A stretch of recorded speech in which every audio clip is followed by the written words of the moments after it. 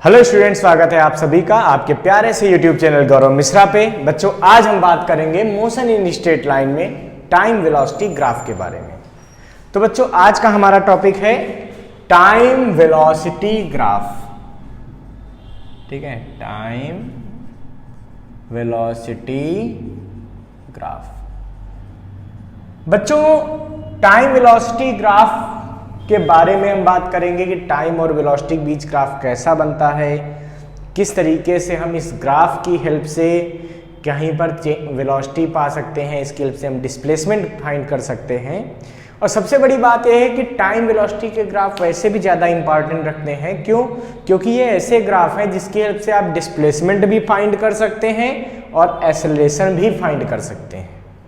बाकी अगर आप डिस्प्लेसमेंट टाइम ग्राफ की बात करें तो उसकी हेल्प से आप केवल वेलोसिटी फाइंड कर सकते हैं, एक्सेलरेशन नहीं फाइंड होता है। अगर आप एक्सेलरेशन टाइम ग्राफ की बात करें तो वहां से चेंज इन वेलोसिटी निकाल सकते हैं, डिस्प्लेसमेंट नहीं निकाल सकते। बट वेलोसिटी टाइम ग्राफ जो होता है, जो टाइम वेलोसिटी ग्राफ है, ये क्या बताता है? ये डिस्प्लेसमेंट भी देता है और ये एक्सेलरेशन की भी वैल्यू को बता देता है। इसीलिए टाइम वेलोसिटी ग्राफ हमारे लिए बहुत इंपॉर्टेंट है, तो इनको हम बहुत अच्छे से पढ़ेंगे। तो चलिए बच्चों, बात करते हैं कि अगर कोई टाइम वेलोसिटी ग्राफ मान लीजिए पहले ऐसा हो जाए। कैसा बच्चों? इस तरीके से। ठीक है, इधर बात करते हैं वेलोसिटी की। ठीक है, इसको v से लिखेंगे। इधर बच्चों है टाइम, इसको हम t से लिखेंगे। ठीक है, मान लीजिए कि वेलोसिटी आपने y एक्सिस में रिप्रेजेंट की और टाइम को x एक्सिस में रिप्रेजेंट किया। और पहला ग्राफ हम सपोज कर लेते हैं कि ऐसा ग्राफ है। इस ग्राफ का क्या मतलब होगा बच्चों? तो ऐसा ग्राफ बनने का मतलब आप समझ रहे होंगे कि वेलोसिटी ना तो इंक्रीज हो रही है और ना डिक्रीज हो रही है। वेलोसिटी की वैल्यू क्या है? कांस्टेंट है। क्यों? अगर ऊपर ग्राफ बढ़ता तो वेलोसिटी इंक्रीज हो जाती, अगर ये ग्राफ नीचे आता तो वेलोसिटी डिक्रीज हो जाती। लेकिन ये क्या है? ग्राफ सीधा बन गया, स्ट्रेट लाइन, वो भी परपेंडिकुलर टू द वेलोसिटी। मतलब जो वेलोसिटी की वैल्यू यहाँ है वही यहाँ, वही यहाँ, वही यहाँ, वही यहाँ। टाइम तो लगातार बढ़ता रहेगा, टाइम तो हमेशा बढ़ना ही बढ़ना, लेकिन वेलोसिटी क्या हो गई? हर जगह फिक्स हो गई, कांस्टेंट हो गई। इसका मतलब ये ग्राफ क्या रिप्रेजेंट करेगा? तो दिस ग्राफ रिप्रेजेंट्स, यहां पे लिखेंगे कि this graph represents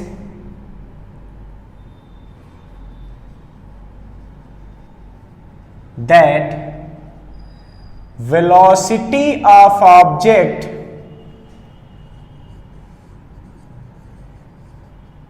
remains constant. Velocity क्या होगी? कांस्टेंट होगी, मतलब चेंज नहीं होगी। ठीक है, जब वेलोसिटी चेंज नहीं होगी तो एक्सेलरेशन क्या होगा भाई? एक्सेलरेशन क्या होता है? Change in velocity upon time interval. जब वेलोसिटी कांस्टेंट हो गई, मतलब चेंज नहीं हो रही, तो चेंज इन वेलोसिटी क्या होगी? कुछ नहीं, क्योंकि चेंज ही नहीं हो रही वेलोसिटी। तो इसका मतलब चेंज इन वेलोसिटी जीरो। तो चेंज इन वेलोसिटी जीरो, तो अपॉन टाइम इंटरवल। अब जीरो में किसी भी चीज से डिवाइड करोगे तो आंसर क्या आएगा? जीरो आएगा।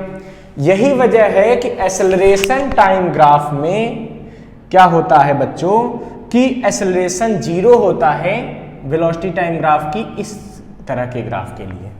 ठीक है, तो इस ग्राफ के लिए एक्सेलरेशन क्या है बच्चों? जीरो हो गया।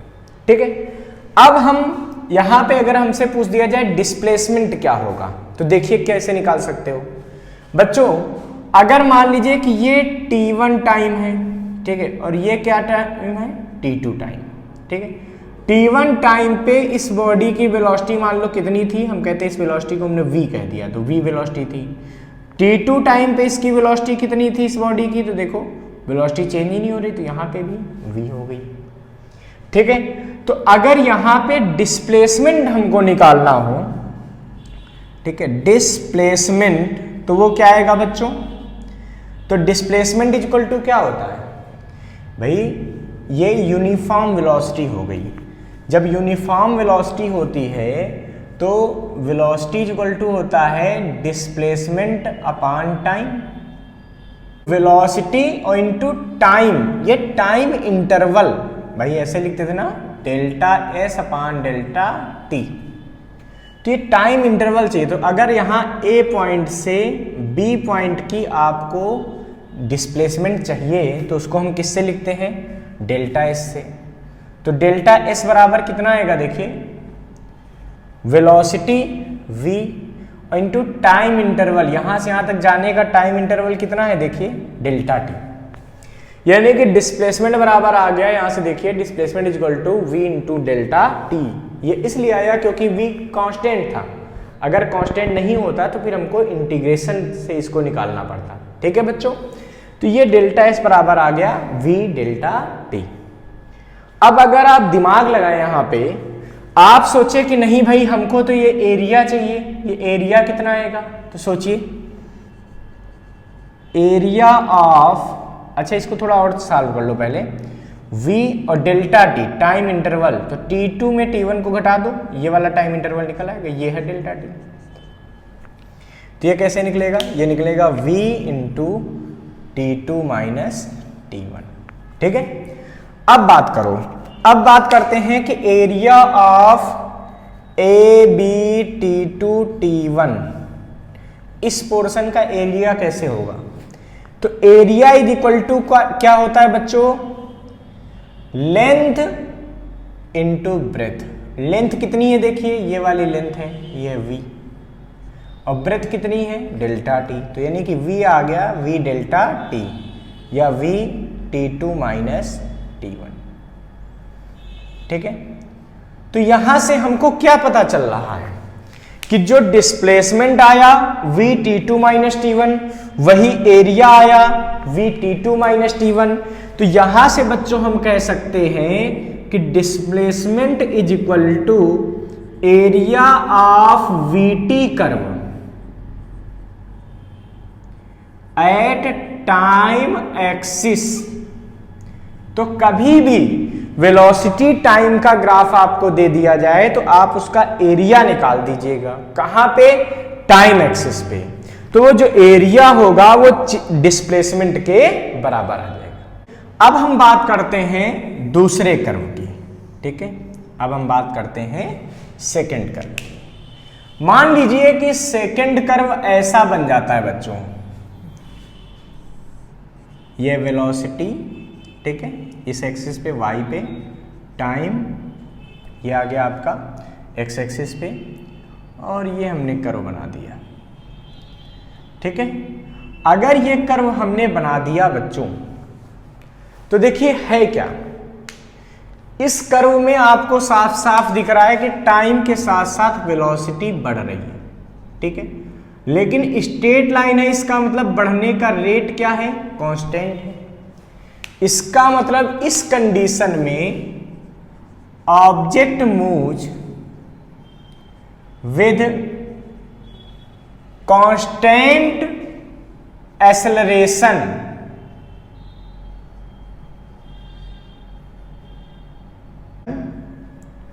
एंड एक्सेलरेशन कैसे निकल सकता है, तो एक्सेलरेशन ए बराबर क्या होता है बच्चों, change in velocity upon time interval. ठीक है, मान लो कि यहां से यहां तक टाइम की तुम बात करो, इस टाइम t1 पे उसकी वेलोसिटी मान लो ये थी, कितनी थी, v1 थी। टाइम t2 पे इसी बॉडी की वेलोसिटी कितनी हो गई बेटा, ये हो गई v2। तो चेंज इन वेलोसिटी कितना हुआ, ये होगा डेल्टा v, यानी कि v2 minus v1। Change in time कितना हुआ, यहां से यहां तक का टाइम कितना लगा, सोचो, ये लगा डेल्टा टी। डेल्टा टी का मतलब t2 माइनस t1। ठीक है, अब बच्चों अगर हमको यहां पे बात करनी हो कि एक्सेलरेशन निकालना हो तो हम क्या लिख सकते हैं बताओ, ये लिख सकते हैं v2 माइनस v1 अपान t2 माइनस t1।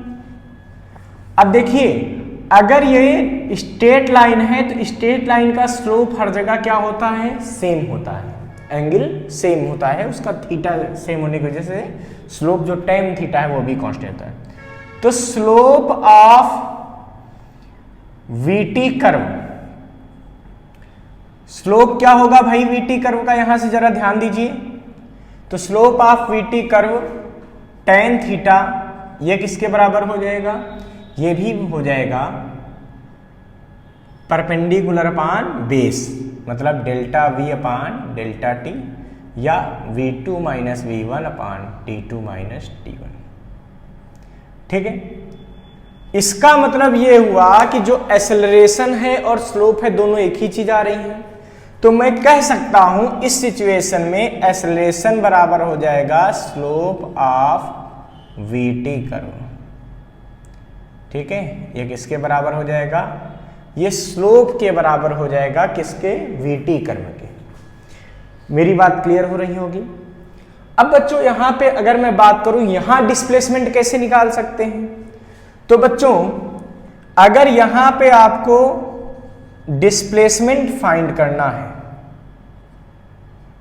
ठीक है, तो डिस्प्लेसमेंट निकालने के लिए यहां भी इसका एरिया निकाल दिया जाएगा। जिस टाइम इंटरवल का डिस्प्लेसमेंट चाहिए उस टाइम इंटरवल का एरिया फाइंड कर लीजिए t एक्सिस पे, वही हो जाएगा। मतलब ये फार्मूला यहां भी लागू होगा। क्यों लागू होगा, क्योंकि अगर आप देखें तो ये छोटा सा एक यहाँ पे डेल्टा t टाइम के लिए ले लें। जैसे डिस्प्लेसमेंट निकालना है तो इसी कर्व को जरा यहाँ फिर से बना देते हैं, ये बनाया हमने, ठीक है, VT। हम क्या करेंगे बच्चों, dt टाइम के लिए, dt टाइम क्यों लिया, क्योंकि ये मान चलते हैं कि dt टाइम में, ठीक है, वेलोसिटी सेम है, मतलब फिक्स है, मान लो v वेलोसिटी, तो यहां से यहां तक कि v में इतना कम चेंज होता है तो उस चेंज को नेग्लिजिबल मान लेते हैं। तो dt टाइम में कितना हमने वेलोसिटी मान ली, v मान ली। तो यहां पे जो एक्सेलरेशन आएगा, जो यहां से एरिया आएगा इसका, वो कितना आएगा, v dt। और हमको पता है ये एरिया जो होता है वो किसके बराबर होता है, डिस्प्लेसमेंट के। तो v dt इसका डिस्प्लेसमेंट हो जाएगा इतने पोर्शन का। अब अगर आपको t1 टाइम से लेकर t2 टाइम तक का डिस्प्लेसमेंट चाहिए, भाई ये डिस्प्लेसमेंट आया है छोटे से पोर्शन का। अब आपको यहां से यहां तक का डिस्प्लेसमेंट चाहिए तो आप क्या करेंगे, इंटीग्रेट कर देंगे। कहां से कहां तक, t1 से t2 v dt। और जो ये इंटीग्रेशन आएगा ना बच्चों, ये अभी भी एरिया के ही इक्वल आएगा। तो आप हमेशा याद रखेंगे वेलोसिटी टाइम ग्राफ जो होता है वेलोसिटी टाइम का, इसमें जो टाइम एक्सिस का जो है एरिया होता है वो डिस्प्लेसमेंट के इक्वल होता है। ठीक है बच्चों, इसको आप नोट कर लीजिए, फिर हम आगे बात करते हैं। तो बच्चों टाइम वेलोसिटी ग्राफ पे हम अपना तीसरा ग्राफ बनाते हैं, और तीसरा ग्राफ मान लीजिए कुछ इस तरीके से बनता है बच्चों। ये हमने टाइम एक्सिस बना दी, ठीक है, ये t है टाइम और ये वेलोसिटी है v, ठीक है। और मान लीजिए ये ग्राफ कुछ इस तरीके से बच्चों यहां पे बन रहा है, कुछ ऐसा। इसका मतलब बच्चों क्या होगा, इसका मतलब ये होगा, देखो जब t बराबर 0 है इस एक्सिस पे t क्या होता है, 0 होता है, तो वेलोसिटी मैक्सिमम है। जैसे जैसे टाइम इंक्रीज होता जाएगा वेलोसिटी क्या होती जाएगी, डिक्रीज होती जाएगी। ठीक है, तो ऐसे ग्राफ में क्या होता है कि टाइम के बढ़ने पर, मतलब जैसे जैसे टाइम बीतता जाएगा वेलोसिटी बॉडी की या ऑब्जेक्ट की कम होती जाएगी। जो भी मूविंग ऑब्जेक्ट होगा उसकी वेलोसिटी कम होती जाएगी। इसका मतलब ये जो ग्राफ है ये रिप्रेजेंट करता है uniformly retarded motion. Retardation means velocity का कम होना। ठीक है, तो इसको बोलेंगे कि this graph represents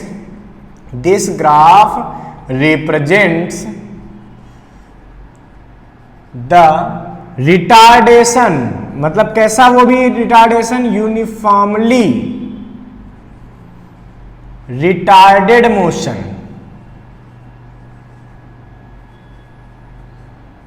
and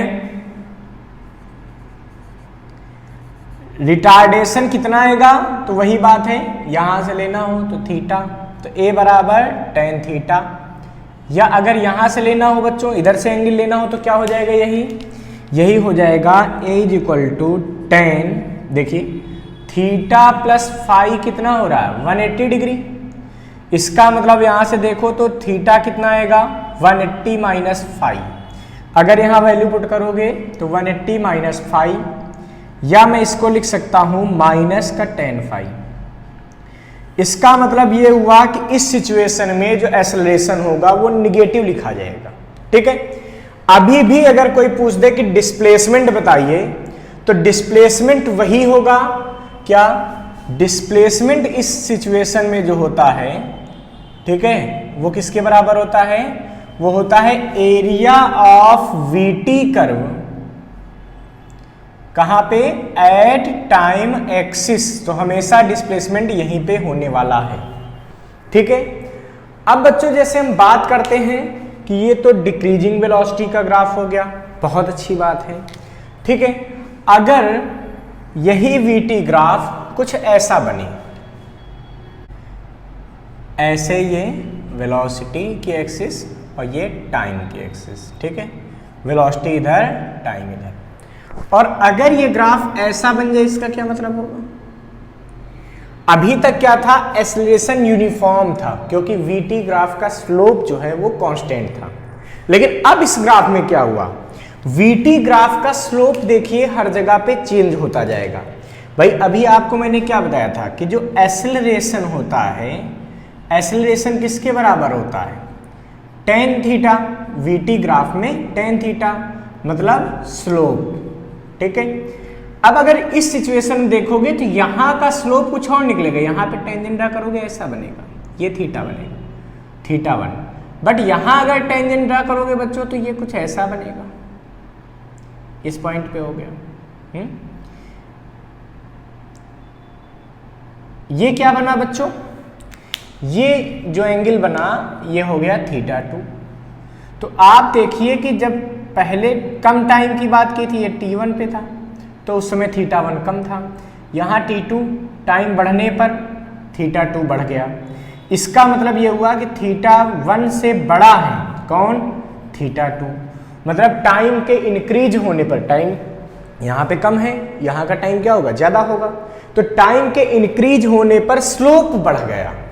slope कैसे बढ़ गया, क्योंकि टेन थीटा 1 अब छोटा हो जाएगा किससे, टेन थीटा 2 से। आपको पता है 0 से 90 के लिए 10 में अगर एंगल बड़ा है तो उसकी वैल्यू भी बड़ी होती है। इसका सीधा सा मतलब ये हुआ कि इस सिचुएशन में बच्चों अगर मैं बात करूं तो पहली पोजीशन का एक्सेलरेशन यहाँ पे कम है और बाद में एक्सेलरेशन क्या है, ज़्यादा है। इसका मतलब हम कह सकते हैं कि object moves with increasing acceleration. कैसे मूव करता है, इंक्रीजिंग एक्सेलरेशन से मूव करता है। ठीक है, अब एक्सेलरेशन कांस्टेंट नहीं है, इंक्रीजिंग हो गया। बट अगर अभी भी हमें डिस्प्लेसमेंट चाहिए हो तो दिए गए टाइम इंटरवल का आप एरिया फाइंड कर दीजिए, वीटी कर्व का डिस्प्लेसमेंट निकल आएगा। तो ये बात क्लियर हो गई होगी कि इस सिचुएशन में जो एक्सेलरेशन होता है वो क्या होता है, इंक्रीज होता जाता है। जैसे से आगे बढ़ोगे एक्सेलरेशन इंक्रीज होता जाएगा। बच्चों यही अगर मैं बात करूं कि वीटी कर्व कुछ ऐसा हो जाए, ये V है और ये T है, और ये कर्व कैसा बन जाए बच्चों, इस तरह का, इसमें क्या होगा बच्चों, सीधी सी बात है, अगर इस पॉइंट पे आप स्लोप निकालेंगे, ठीक है, तो क्या निकलेगा, देखिए यहां पे टेंजेंट ड्रा करेंगे ऐसे थीटा 1, और अगर यहां का स्लोप निकालेंगे तो क्या निकलेगा बेटा, थीटा 2। सीधी सी बात है कि थीटा 1 बड़ा है किससे, थीटा 2 से, मतलब कम टाइम पे एंगल ज्यादा था, ज्यादा टाइम पे टाइम के बढ़ने पर एंगल कम हो गया। एंगल के कम होने का मतलब ये हुआ कि ये स्लोप घट जाएगा, यानी कि tan theta 1 is greater than tan theta 2। तो देखिए ज़्यादा टाइम पे जो एंगल था उसके हिसाब से क्या हुआ, यहाँ पे स्लोप कम हो गया। स्लोप कम हो गया, इसका मतलब एक्सेलरेशन कम हो गया। इससे पता चला कि टाइम के बढ़ने पर एक्सेलरेशन क्या हो गया है, कम हो गया बच्चों। तो इसमें बोलेंगे कि object moves with decreasing acceleration, object moves with decreasing acceleration. ठीक है, इसी तरीके से आप रिटार्डेशन में भी समझ सकते हैं, उसमें भी इंक्रीजिंग और डिक्रीजिंग के ग्राफ बन सकते हैं। इनको आप नोट कर लीजिए पहले। अब बच्चों अगर एक ग्राफ मान लीजिए कि वेलोसिटी का ऐसा हो, ऐसा कुछ, ठीक है, कि ये ग्राफ वेलोसिटी में निगेटिव एक्सिस पे हो, किधर हो बच्चों, निगेटिव एक्सिस। इसका क्या मतलब होगा, इसका मतलब होगा कि वेलोसिटी कहाँ है, निगेटिव में है। निगेटिव में होने का मतलब है कि object towards the reference point motion कर रहा। किधर मोशन कर रहा, टुवर्ड्स द रेफरेंस पॉइंट। जैसे ऊपर से कोई बॉल ड्रॉप कर दी गई, कोई बॉल है हमारे पास, ठीक है, उसको ऊपर से ड्रॉप कर दिया तो क्या होगा, वो नीचे तरफ गिरेगी, उसकी वेलोसिटी लगातार क्या होगी बच्चों, इंक्रीज होती रहेगी। अब वेलोसिटी इंक्रीज होगी तो कुछ ऐसा ही ग्राफ बनेगा। क्यों, क्योंकि इस ग्राफ में वेलोसिटी बढ़ रही, लेकिन किधर बढ़ रही, निगेटिव में, मतलब वो बॉडी रेफरेंस पॉइंट जो ऑब्जर्वर है उसके पास आ रही है। इसका मतलब इसमें बोलेंगे वेलोसिटी इज निगेटिव, ठीक है। So object moves towards observer with constant acceleration. अभी भी ऑब्जेक्ट एक कांस्टेंट एक्सेलरेशन से नीचे की तरफ, मतलब उस ऑब्जर्वर की तरफ आ रहा है। ठीक है बच्चों, ये तो कुछ ऐसा ग्राफ बनेगा। इस तरह से बहुत सारे ग्राफ बन सकते हैं। फिलहाल हमने जितने आपको ग्राफ समझा दिए, आई थिंक इसमें आपका कॉन्सेप्ट क्लियर हो गया होगा और इससे आप ज़्यादातर न्यूमेरिकल सॉल्व कर सकते हैं। तो चलिए बच्चों, अब हम एक दो न्यूमेरिकल ट्राई करते हैं। तो हमारा ले लिया जाए कि a ball is throne upward, एक बॉल को ऊपर की तरफ थ्रो कर दिया गया ऐसे u वेलोसिटी से, ठीक है, and it moves upward, after then it takes its maximum height and then return back. ये बॉल ऊपर तक गई, उसने अपनी मैक्सिमम हाइट को पाया, फिर वापस आ गई। Represent this arrangement in the graph. इस अरेंजमेंट को अगर हमें ग्राफ में शो करना हो तो बच्चों में इसको कैसे कर सकते हैं, सोचिए। जैसे जैसे जब हम इस बॉल को थ्रो करेंगे तो पहले इसकी वेलोसिटी क्या है, u, ठीक है। जैसे जैसे बॉल ऊपर उठेगी इसकी वेलोसिटी क्या होगी, डिक्रीज होगी। डिक्रीज होते होते मैक्सिमम हाइट पे बॉल की स्पीड कितनी हो जाएगी, 0 हो जाएगी। u भी, velocity of ball at maximum height is 0। अब फिर उसकी स्पीड नीचे आने पे क्या होगी, बढ़ेगी बढ़ेगी बढ़ेगी बढ़ेगी, और ये क्या हो जाएगी, यहाँ पे स्पीड फिर से वही हो जाएगी जो इनिशियल स्पीड थी। इस अरेंजमेंट को आप ग्राफ में कैसे शो कर सकते हैं?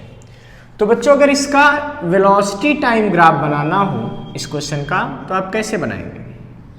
तो देखिए, इसमें क्या होगा कि बॉल की मैक्सिमम वेलोसिटी u है, तो इधर वेलोसिटी पहले रिप्रेजेंट करते हैं, इधर टाइम को, ठीक है। अब ये मैक्सिमम वेलोसिटी है, मान लो u, ठीक है। जैसे जैसे टाइम बढ़ता जाएगा बॉल ऊपर उठेगी, मतलब जैसे हम भाई यहाँ से थ्रो करेंगे तो क्या होगा, बॉल धीरे धीरे ऊपर उठेगी, टाइम तो हमेशा इंक्रीज होगा। अब लेकिन ऊपर उठते समय उसकी वेलोसिटी क्या होगी, डिक्रीज होगी ना, तो इसकी वेलोसिटी क्या होगी, डिक्रीज होती जाएगी, टाइम बढ़ता जाएगा बढ़ता जाएगा बढ़ता जाएगा। हाईएस्ट पॉइंट पे इसकी वेलोसिटी क्या हो जाएगी बेटा, 0 हो जाएगी। इसके बाद क्या होगी, बॉल रिटर्न बैक होगी। हमने बताया था जब रिटर्न बैक होती है तो वेलोसिटी को हम कैसे कंसिडर करते हैं, निगेटिव। तो यहाँ से जब वो ये वापस आएगी तो वेलोसिटी कैसी होती जाएगी, निगेटिव। लेकिन वेलोसिटी लगातार क्या होगी, नीचे आने पे इंक्रीज होती जाएगी। इसका मतलब वेलोसिटी जो है वो निगेटिव में इंक्रीज होती जाएगी, तो कुछ ऐसे आएगी, ठीक है। और कब तक आएगी बच्चों, जब तक ये इधर -u पे नहीं पहुंच जाती। और ये माइनस यू पे आ जाएगी, तब समझो ये यहाँ पे टकरा जाएगी। तो ये हमारा वेलोसिटी टाइम का ग्राफ बनेगा अगर किसी बॉडी को यू वेलोसिटी से ऊपर की तरफ थ्रो कर दिया जाए और वो ऊपर जाके वापस लौट आए, तो वेलोसिटी टाइम का ग्राफ कुछ इस तरीके से यहाँ पे रिप्रेजेंट हो जाएगा। इसको नोट कर लीजिए आप स्टूडेंट्स। अब हमारे पास next question velocity time graph का ये आता है कि from the velocity time graph shown in the figure find first average acceleration from 0 to 10 second, second distance and displacement travelled in 40 seconds. Okay, तो बच्चों इस क्वेश्चन में हमसे पूछा गया है कि एक्सेलरेशन बताना है 0 से 10 सेकेंड में, ठीक है, और डिस्टेंस बतानी है 0 से 40 सेकेंड्स में, और हमको बच्चों डिस्टेंस भी बतानी है और डिस्प्लेसमेंट बताना है 0 से 40 सेकेंड में। तो डिस्टेंस और डिस्प्लेसमेंट दोनों कैलकुलेट करने हैं, ठीक है। अब सबसे पहले बच्चों हम बात करते हैं कि एक्सेलरेशन कैसे निकाल सकते हैं। तो देखिए 0 से 10 सेकेंड, यहाँ ये दिया ना टाइम सेकेंड में इधर, तो 0 से 10 सेकेंड बच्चों यहाँ तक हुआ। ये ग्राफ देखिए कुछ ऐसा है, ठीक है। हमें इसमें एवरेज एक्सेलरेशन पूछा गया, बट हम ये देखते हैं 0 से 10 सेकेंड तक स्ट्रेट लाइन ग्राफ है किसका, वेलोसिटी का। इसका मतलब ये हुआ कि 0 से 10 सेकेंड में एक्सेलरेशन कांस्टेंट है। तो जो एक्सेलरेशन निकालेंगे नॉर्मली वो इंस्टेंटेनियस एक्सेलरेशन वही एवरेज एक्सेलरेशन के बराबर होगा, क्योंकि एक्सेलरेशन क्या है, यूनिफॉर्म है। अब बच्चों यहाँ पे आपको पता है कि एक्सेलरेशन निकालने का तरीका क्या होता है। तो बच्चों स्लोप निकाल देते हैं। क्या निकालते हैं, स्लोप। नाम दे देते हैं सबको ABCD। इस पॉइंट को नाम दे दो E, इसको कह दो F, ठीक है। अब देखिए इसका मतलब जो स्लोप होगा जब एक्सेलरेशन हम फाइंड करेंगे वो क्या होगा, slope of OA curve. Slope का मतलब होता है tan थीटा, ये थीटा, tan थीटा निकाल दो। तो एक्सेलरेशन किसके बराबर हो जाएगा, स्लोप का मतलब tan थीटा, tan मतलब परपेंडिकुलर अपॉन बेस, ये हो जाएगा AE अपॉन OE। क्यों, क्योंकि यूनिफॉर्म एक्सेलरेशन इसलिए। तो A इक्वल टू क्या हो जाएगा, AE, ये कितना है बच्चों, ये है 2 अपॉन OE, ये टाइम इंटरवल, ये कितना है बच्चों, ये है हमारे पास यहाँ पे O से E, ये है 10, ठीक है। सॉल्व करेंगे कितना निकलेगा, 0.2 metre per second square. This is the acceleration, वो भी कौन सा, average acceleration from O to A, ठीक है। इंस्टेंटेनियस भी है। अब कोई पूछता है कि 5 सेकंड पे एक्सेलरेशन बताइए, तो 5 सेकंड तो यहाँ कहीं होगा, उस समय का एक्सेलरेशन निकालोगे तो स्लोप वहाँ का निकालना पड़ेगा। तो हमने बताया ना कि जब यूनिफॉर्म एक्सेलरेशन होता है तो यूनिफॉर्म एक्सेलरेशन के केस में चाहे आप इंस्टेंटेनियस एक्सेलरेशन निकालिए चाहे एवरेज एक्सेलरेशन निकालिए, दोनों का आंसर सेम आता है। मतलब अगर कोई पूछ दे 5 सेकंड पे एक्सेलरेशन बताओ तो वो भी यही होगा 0.2 मीटर पर सेकंड स्क्वायर, ठीक है। अब बच्चों हमें क्या करना है, डिस्टेंस बतानी है, ठीक है। तो सेकंड पॉइंट हमको बताना है बच्चों डिस्टेंस। सोचिए डिस्टेंस आप कैसे निकाल सकते हैं। तो बच्चों डिस्टेंस इक्वल टू क्या होता है, तो area of covered by VT curve होता है डिस्प्लेसमेंट, और जब कोई चीज स्ट्रेट लाइन में जाती है तो वही डिस्टेंस के बराबर हो जाती है।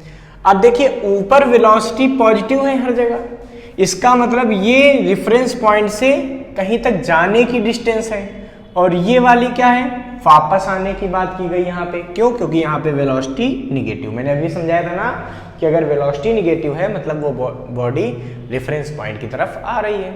बट डिस्टेंस निकालते समय तो चाहे जा रही हो या आ रही हो, दोनों ही डिस्टेंस क्या होती है, ऐड होती है। जैसे हमने बताया था ना कि कोई ऑब्जेक्ट थ्रो करते हैं तो ऊपर तरफ 20 मीटर गई, 20 मीटर आई, तो डिस्टेंस कितना चला, 20 + 20 यानी कि 40। मतलब डिस्टेंस निकालते समय इस बात से फर्क नहीं पड़ता कि वो ऊपर जा रहा है, नीचे आ रहा है, वो हमसे दूर जा रहा है या हमारे पास आ रहा है। डिस्टेंस का मतलब टोटल लेंथ ऑफ पाथ। तो डिस्टेंस के केस में तो ये वाली जो भी एरिया कवर्ड होगा, ठीक है, ये डिस्टेंस प्लस ये डिस्टेंस, ये दोनों ही जुड़ जाएंगे। ठीक है, तो इसका मतलब ये हो जाएगा इज इक्वल टू हो जाएगा एरिया ऑफ, ठीक है, O A B plus area of B C D. ठीक है, अब ओ ए बी का एरिया और बी सी डी का एरिया दोनों को ऐड कर दो। क्यों? क्योंकि डिस्टेंस निकालना है, डिस्प्लेसमेंट होता तो कुछ और सोचना पड़ता हमको। चलिए फिलहाल इसकी बात करते हैं। Area of O A B ये कितना आएगा, half base into height. Base कितना है बच्चों 20, हाइट कितनी है बच्चों 2, प्लस यहाँ पे वही बात है half base into height. Base कितना है देखिए बी डी, ठीक है, बी डी की वैल्यू मतलब ये आ जाएगी हाफ, बी डी की वैल्यू मतलब देखो 20 से 40 मतलब ये कितना हो गया 20 इंटू हाइट ये 2, यानी कि यहाँ से आएगा देखिए 20 प्लस यहाँ से आएगा 20, तो 20 प्लस 20 मतलब 40 मीटर। ठीक है, अब जब हमको डिस्प्लेसमेंट निकालना होगा, थर्ड पॉइंट में क्या पूछा गया है, डिस्प्लेसमेंट।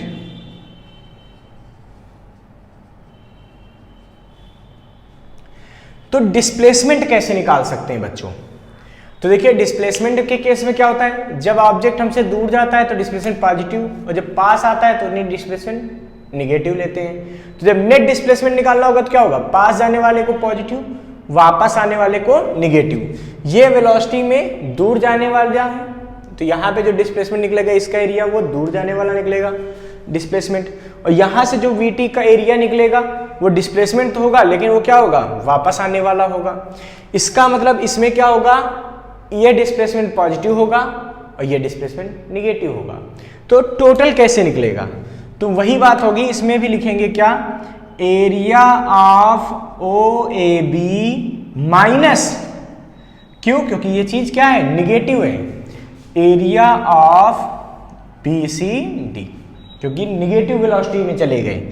तो ये क्या आएगा, ये आएगा, देखो एरिया तो निकाल चुके हैं, इसका एरिया कितना आया था 20, उसका भी एरिया 20, तो आंसर कितना आएगा 0। इसका मतलब इस ऑब्जेक्ट की नेट डिस्प्लेसमेंट कितनी हो गई, 0 हो गई, जबकि नेट डिस्टेंस कितनी वो चला है 40 मीटर। तो बच्चों ये चीज क्लियर हो गई।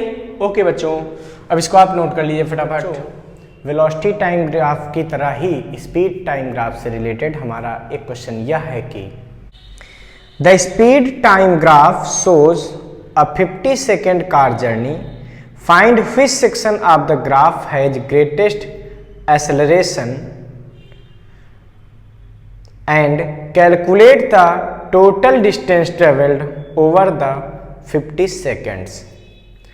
ओके, ये क्वेश्चन है हमारे पास कि एक ये कार की जो है स्पीड टाइम का एक जो है ग्राफ दे दिया गया, कार की स्पीड और टाइम का ग्राफ है ये।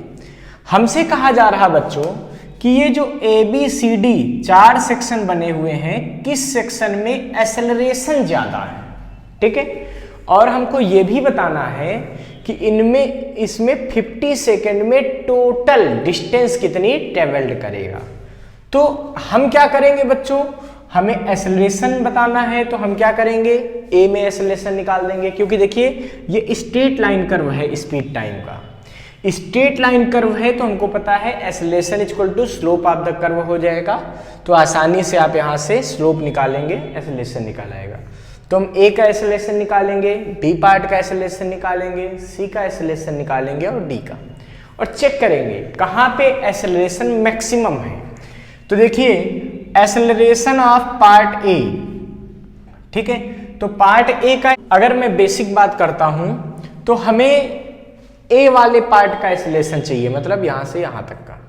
तो एक्सेलरेशन कितना हो जाएगा सोचो, तो ये एक्सेलरेशन कैसे निकलेगा, स्लोप ऑफ द कर्व, और इसका स्लोप क्या हो रहा है परपेंडिकुलर अपॉन बेस। परपेंडिकुलर कितना है देखिए पीटी, और बेस कितना है देखिए ओटी, ठीक है। तो acceleration of A is equal to PT, PT का मतलब 15, और बेस ये कितना है देखिए सेकंड में कितना है 10, तो ये है 10, यानी कि आंसर आ गया 1.5 मीटर पर सेकंड स्क्वायर। ये तो ए पार्ट का एक्सेलरेशन है। अब बी पार्ट का एक्सेलरेशन बच्चों यहाँ पे क्या आएगा, जरा ध्यान दीजिए। तो acceleration of part B is equal to ये कितना आएगा। तो देखिए इसका स्लोप क्या है, कोई स्लोप ही नहीं है, यहाँ पे स्पीड क्या है, कांस्टेंट। और जब स्पीड कांस्टेंट हो गई, वेलोसिटी कांस्टेंट हो गई, इसका मतलब उस पार्ट का एक्सेलरेशन 0 हो गया। तो देखिए एक एक्सेलरेशन ये आया, एक एक्सेलरेशन बी पार्ट का ये आया। अब देखिए सी पार्ट का एक्सेलरेशन निकालेंगे, यहां पे लिखेंगे क्या, एक्सेलरेशन ऑफ पार्ट सी। तो देखिए सी पार्ट का एक्सेलरेशन आप कैसे फाइंड कर सकते हैं भाई, इस कर्व का स्लोप, इसका स्लोप कितना आएगा, तो acceleration of C is equal to हो जाएगा स्लोप ऑफ क्यू आर। तो इसका स्लोप क्या आएगा, परपेंडिकुलर अपॉन बेस। देखिए थीटा यहां बनेगा, परपेंडिकुलर अपॉन बेस। परपेंडिकुलर कितना है देखिए आर डब्ल्यू, बेस कितना है क्यू डब्ल्यू, यानी कि स्लोप ऑफ सी पार्ट कितना हो जाएगा। देखिए ये कितना निकल रहा है 10, ये कितना निकल रहा है 10, तो आ जाएगा 10/10 मतलब 1 metre per second square. This is the acceleration of part C. अब हम क्या करेंगे बच्चों, अब हम फाइंड करेंगे क्या, एक्सेलरेशन ऑफ पार्ट डी। ठीक है, डी पार्ट का एक्सेलरेशन आप यहां पे फाइंड कीजिए। वो आप कैसे निकाल सकते हैं भाई, तो डी पार्ट का एक्सेलरेशन इसका स्लोप हो जाएगा। स्लोप का मतलब परपेंडिकुलर अपॉन बेस। परपेंडिकुलर कितना है वी आर, बेस कितना है वी एस। तो यहाँ पे क्या लिखेंगे बच्चों, V R upon V S.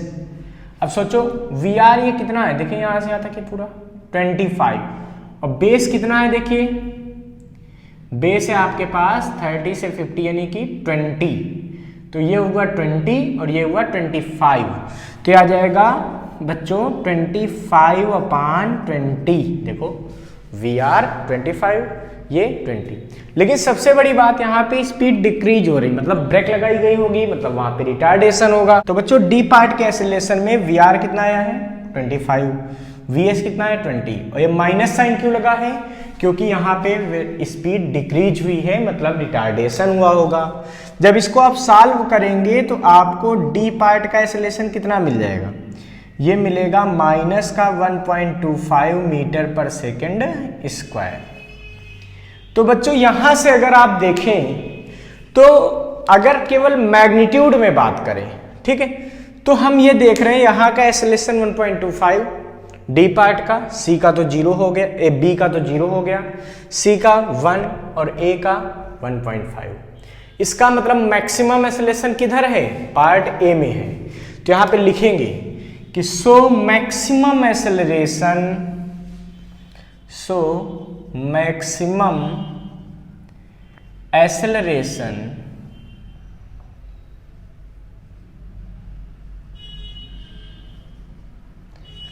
As in part A. ठीक है, अब बच्चों हमको चाहिए थी 0 से 50 सेकेंड में टोटल डिस्टेंस, ये कैसे निकाल सकते हैं, so total distance in 50 second. इसके लिए क्या करेंगे बच्चों, एरिया फाइंड कर देंगे, किसका, वीटी कर्व का, कहां पे, टाइम एक्सिस पे।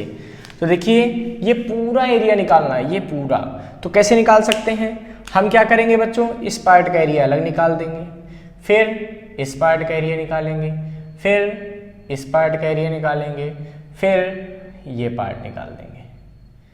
ठीक है, और हम क्या करेंगे, हम लिखेंगे क्या, ये एरिया प्लस ये एरिया प्लस ये एरिया प्लस ये एरिया, टोटल जो एरिया होगा वो किसके बराबर होगा, डिस्टेंस के बराबर होगा। क्यों, क्योंकि कवर्ड एरिया वीटी ग्राफ का टाइम एक्सिस पे जो कवर्ड एरिया होता है वही तो डिस्टेंस के बराबर होता है। इसका मतलब इसमें जो एरिया निकलेगा वो कितना आएगा बच्चों, तो देखिए सबसे पहले लिखा, तो बच्चों सबसे पहले लिखा जाएगा एरिया ऑफ ओपीटी, ये कितना आएगा, इसको लिख सकते हैं area of OPT plus area of, ये देखो क्या बनना है, रेक्टेंगल बनना है, कितना बनेगा, पी टी यू क्यू, ये एरिया प्लस एरिया ऑफ ये वाला क्या बना ये बच्चों, Q U V R. Trapezium, QUVR, plus area of, कौन सा एरिया, ये वाला, कौन सा, RVS। सारी वैल्यू पुट कीजिए। ये क्या आएगा भाई, ये आएगा हाफ, देखिए OPT, ये कैसा है, ट्रायंगल है, ट्रायंगल का एरिया क्या होता है, हाफ बेस, बेस कितना है 10 इंटू हाइट कितनी है 15, प्लस एरिया PTUO, देखो PTUO, इसका एरिया क्या आएगा बच्चों, परपेंडिकुलर पान बेस, देखो रेक्टेंगल है ना, 15 इंटू 10, ठीक है, plus area of QUVR, QUVR, ये ट्रेपेजियम, ट्रेपेजियम का एरिया कितना बनता है, half sum of parallel side, तो इन साइड का सम मतलब ये हो जाएगा 15 plus 25, sum of parallel side into distance between them, इनके बीच की distance 10, plus area of RVS, इस ट्रायंगल का एरिया, ये क्या आएगा बच्चों, हाफ बेस मतलब 20 और इनटू हाइट, हाइट ये कितनी है देखिए 25, सॉल्व कर लीजिए बच्चों, ये कितना आएगा, तो देखिए इसको जब सॉल्व करेंगे ये 5 से डिवाइड होगा, फिर ये बचेगा 75, प्लस यहाँ पे क्या बचेगा 150, प्लस यहाँ पे क्या होगा, देखो ये 5 टाइम्स जाएगा, ये 40 हो जाएगा, 40 इंटू 5 यानी कि 200, प्लस यहाँ से इसको 10 टाइम डिवाइड करेंगे तो ये बचेगा 250, यानी कि टोटल आंसर इसका कितना आ जाएगा बच्चों, देखिए इसको ऐड करेंगे 75 प्लस 150 मतलब 225 प्लस 200 425 प्लस 250 यानी कि 675, तो इसका आंसर आएगा 675 metre. So the distance travelled by the object is 675 metre. बच्चों अब इस क्वेश्चन को आप नोट कर लीजिए। ओके, अब बच्चों आप हमारे चैनल को ऐसे ही लाइक, सब्सक्राइब और शेयर करते रहिए। Thank you very much.